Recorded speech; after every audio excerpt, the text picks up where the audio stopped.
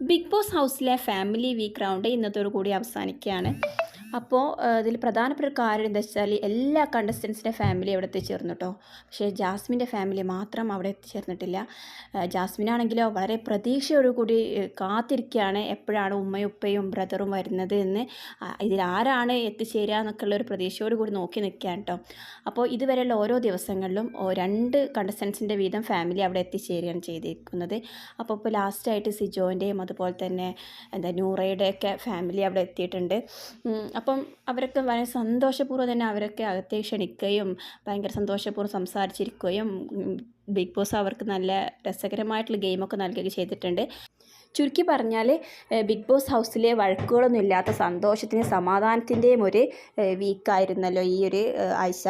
ഇനി ഇന്നത്തെ ഒരു ദിവസം കൂടി നമുക്ക് നോക്കാം ജാസ്മിൻ്റെ ഫാമിലി ബിഗ് ബോസ് ഹൗസിൽ എത്തുന്നുണ്ടോ ഇല്ലയോ എന്ന്.